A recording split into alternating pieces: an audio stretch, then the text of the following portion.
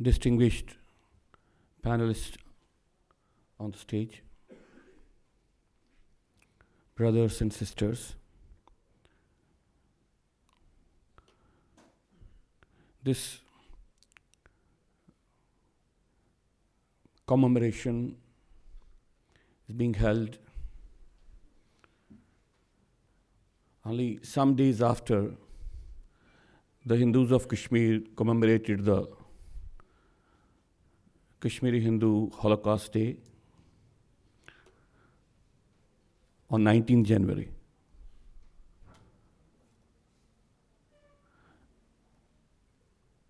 I have to give you two personal instances as a victim about the occasion, because that would help me and perhaps you also to understand certain intricacies of the issue which we are face to face with. On 19 January, correlating at how many places the mosques in Kashmir declared almost the verdict of expulsion of Hindus. And on an average, how many people were present in those mosques? The rough correlation, the rough collection of this data gives us an estimate of around 1.5 million people on the roads, almost all of them males.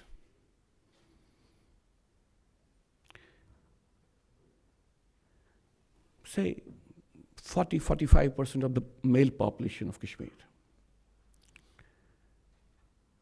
Whole localities bereft of their Muslim male population, and primarily all the houses having only the Muslim ladies inside them. And during that night, not a single theft took place, and at least has been reported. Not a single harassment, molestation of the women folk who were alone in the houses, Muslim women folk alone in the houses till late night. Bashar Assad said there was some social sanction. I'm so happy that he has said it. Of course, I do disagree that there was not some social sanction. There was a wider societal sanction.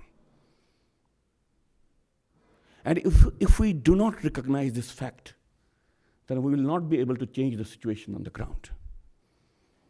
Then we will not be recognizing the fact how this ideology of exclusion, expulsion, genocide has taken the grip of the society and to what extent. If we do not recognize this fact, then we will not be having policies to really counter it. There is a wider societal sanction.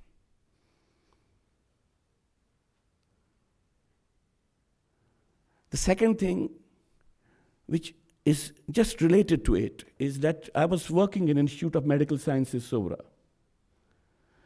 I was for 2 days in the hospital in those tough times, for 2 nights, and that day, after the lunch, I came home. I didn't have lunch in hospital. I came home at 3 or 4 o'clock. I had my lunch at my home and went to sleep.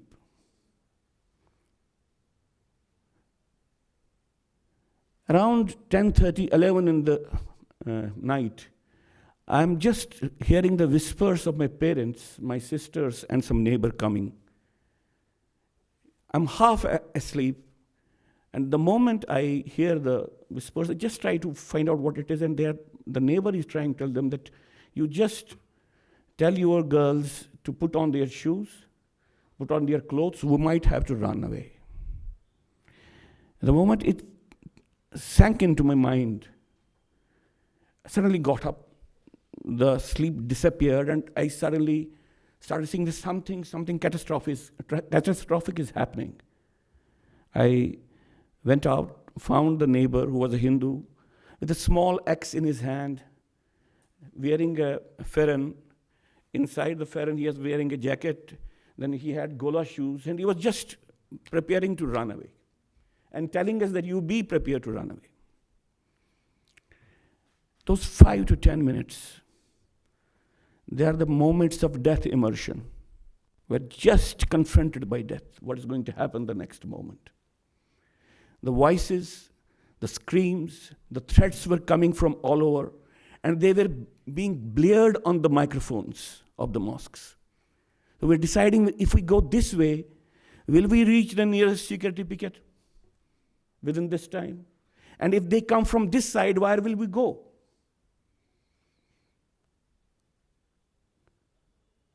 Almost everywhere, the Hindus of Kashmir had the same specter. The killings, selective killings that Hindus had started earlier. Killing one and scaring 10 process had already started. But why was 19 January the Holocaust Day? It was because on that day, there was a societal sanction of the genocide. And societal sanction of the genocide happens. It cannot be trivialized. If we trivialize it, we write our own death warrant. The second thing which I want to say today is that we are face to face with a 1,000-year-old, long protracted genocidal war on the civilization of India. I'm not talking about religion. This war has not abated. What happened in 47 was the continuation of this war. What happened in Pak-occupied Jammu Kashmir in 47 was the continuation of the same war. What happened in Bangladesh, or at that time the East Pakistan, was the continuation of the same war. What happened to the Muslims who fought it, who stood up for democracy, secularism, was the continuation of the same war. What is happening with the people of Balochistan is the continuation of the same, all Muslims. Very few Hindus there. It is the continuation of the same war. And what happened to the Hindus of Jammu and Kashmir, particularly the Hindus of Kashmir who were pushed out of, who had to run away, it is the continuation of the same war. The point is not how many people supported this war. The point is a mindset remained, a mindset which captured the states, used the state power and military power to destroy people, and to destroy people in millions. Unless we internalize this fact, we will not be able to stand up as a nation.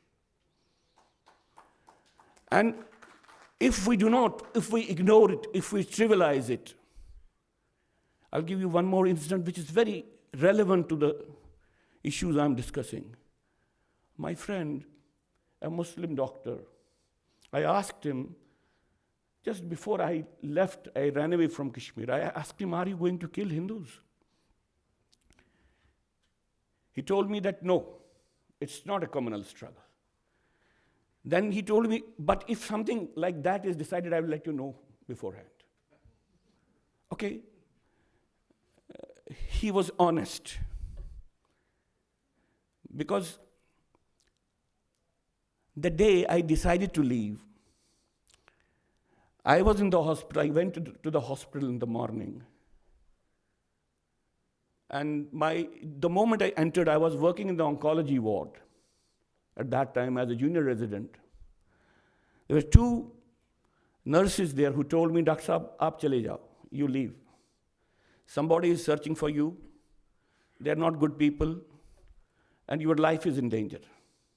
I found 3 young men wearing the Farron, just walking the corridor, and they told me that they are there. And I could see behind the Farron, behind the gown, I could see the nozzles of Kalashnikov just coming, protruding out. I am not sure what should I do.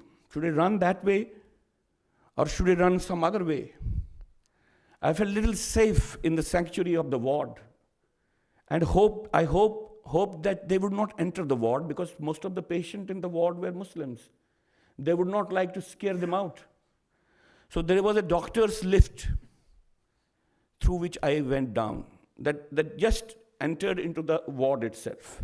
They ran away because they could not get the main lift there, so they ran down the staircases. I reached the ground. baffled, without not able to think how I can survive. There was a bank counter in the corridor. I went to the bank counter. There's a line for the pay of the employees of the. So I, in that small time, could realize that if I remain in that line, they might not come, because there are many people, again, most of them Muslims, and they would hit me. They would not hit me this time. They would avoid this. This judgment was perhaps correct, because the moment they saw me entering into that row, they found that I was not running away from them. I was going just to collect my pay, and I stayed there, and they were just doing up and down the corridor. The moment they went back, and I was a blind spot for them for some time, I ran away. Now, that very day, when I reached home, my mother told me that I told her that this is going to happen, so I went away with my small suitcase to my uncle's home in a cantonment area, Indira Nagar. And that very point, we decided that I will leave. The decision was that my Pufi, the sister of my father, I was told that you carry them also along with. My grandmother and my Pufi, you carry them along with. So I went to Indira Nagar, which was a cantonment area. That very next day, my doctor friend had come to my house. My mother told me on the phone that he had come, and he had come to carry you away. He had come in the morning and told my mother that there is a problem. Ajay's life is in danger. I will carry him and drop him at Jammu. Fine, I was so happy that at least he had fulfilled his promise. And I left next day to Jammu, ran away along with my Pufi, and my grandmother. After some time, I met that friend. He told me, okay, fine, you are talking about Pan Kashmir now. This will give you some political sense. And please don't demonize the Muslims. I said, I'm not demonizing them. I'm speaking a reality which is going to be very critical. And he told me that his father was abducted by the terrorists a few times. Even then, he was worried about the demonizing. He was worried about somebody speaking about what was happening in Kashmir. Now, once we face this reality, we are face to face with a situation where an undiluted truth has to be said. Victims cannot afford to say a falsehood. Because then you don't nourish civilization. It's victims who nourish the civilization. The malaise of genocide that has afflicted Jammu and Kashmir is the malaise of genocide that afflicted the leadership of this country. Agreeing to partition of India was agreeing to unleash a genocide. There was nothing else. How could anybody tell me that they said that, yes, we'll partition India and there'll be no genocide? You don't need a rocket science brain. How could we say that for a political power sharing, we can unleash genocide? How can you say that Jinnah was a secular man? How can you say that Jinnah, who wanted to dissect this nation, dissect this civilization, did it because he had been insulted by the top leadership of Congress? They did not accommodate him. And that forced him to think of tearing apart a civilization. How can you give a secular certificate to Jinnah? How can you spare Nehru? How can you spare him? How can you spare Gandhi? Even how can you spare Sardar Patel? Imagine, they were all knowing the disturbances are all going on all over the country. They were all knowing direct action plan was in operation. They were all knowing that every day hundreds are being killed. How could they pretend normal? And when on June 4th, 1947, Mountbatten here and Attlee in United Kingdom declared the partition plan, they asked Nehru and Jinnah to endorse it. But they insisted that Baldev Singh should also endorse it. And this is the reality which we are face to face with even now. So the people who heard that speech, they said that in the Jinnah's voice there was muffled joy. In the Jawaharlal Nehru's voice, there was an uneasy conscience. And then they say about Baldev Singh, there was nothing of this. He was speaking as if everything was hunky-dory. Then people say that Jinnah and Nehru knew about Punjab the same way the Chamberlain knew about Czechoslovakia. But what happened to Baldev Singh? Didn't you know what will happen to Punjab? What will happen to Sikhs? These days, sometimes I feel it. Why does it happen? That something is being forgotten so early, so easily. Why does it happen? And the moment you address this question, you realize that cruelty, limitless cruelty, is not enough to ultimately trounce the baser political interests which you have. Forget that and again embrace the same process of genocide. That's why experts say if genocide is ignored, it duplicates. It has been replicating since that time. Pakistan is a genocidal state. It was created through the process of genocide. And the leadership of India across the line, they consented in unleashing a genocide on this civilization.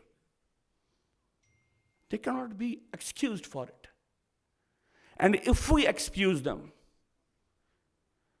we will be guaranteeing the next genocide. If we forget what has been happening, we will be guaranteeing many genocides in the coming years on the nation, on the people of this subcontinent.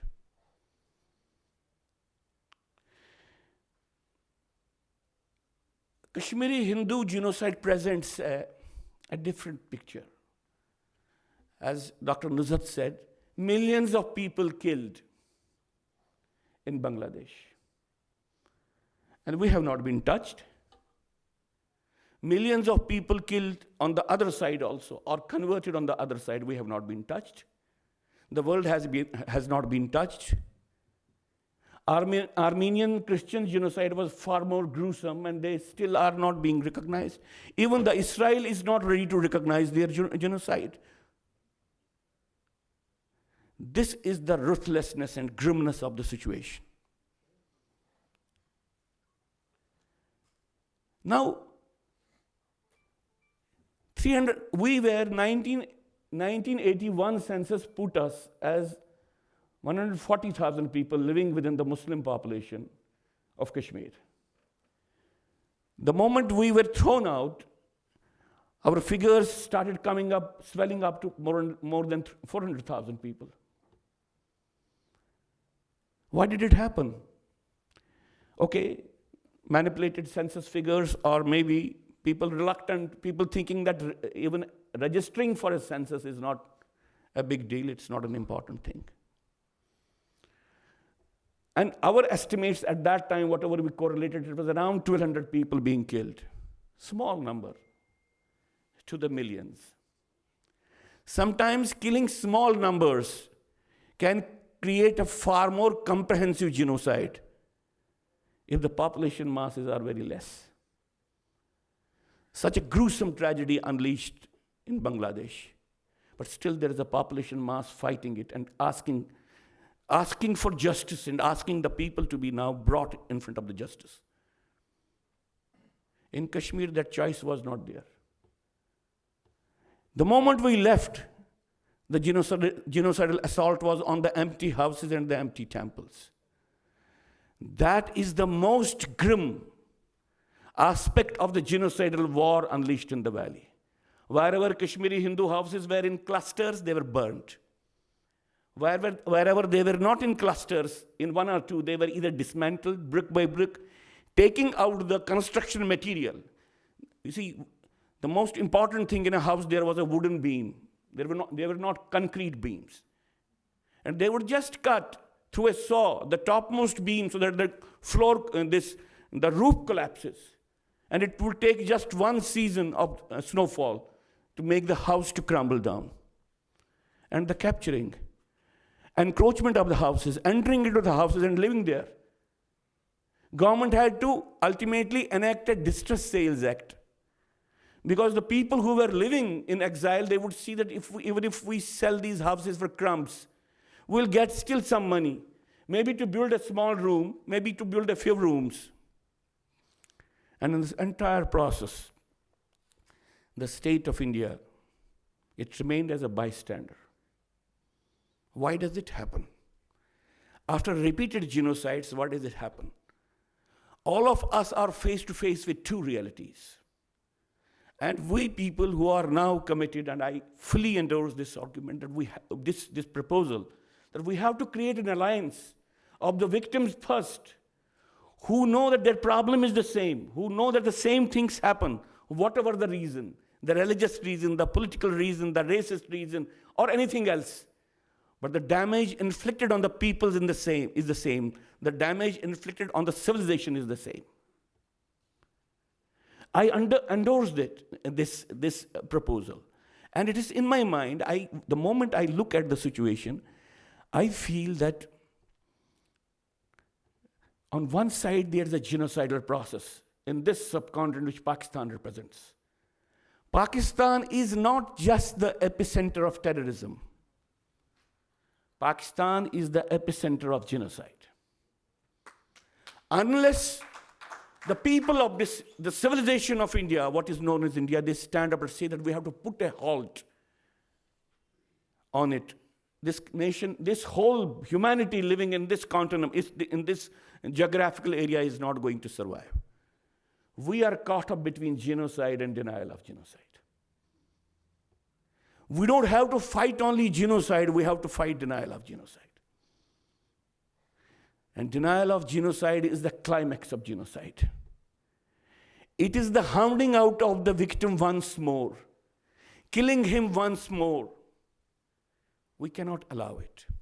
So any process which visualizes a response to genocide, at least in the subcontinental context, they have to keep in mind two monumental processes. The genocidal process, which the very nature of Pakistan unleashes. And the denial of genocide, which is happening, unfortunately, on the Indian side. Why does it happen?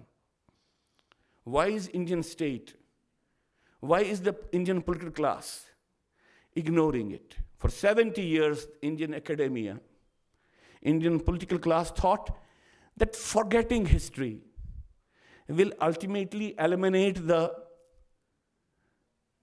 distrust which the history sometimes creates. And it will lead to reconciliation.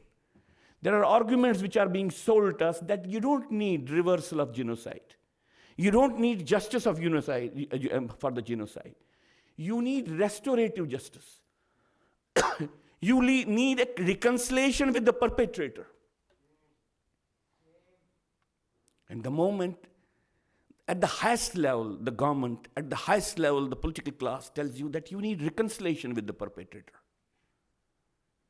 Now, in this whole situation, I want to tell you one thing, and I'll close my.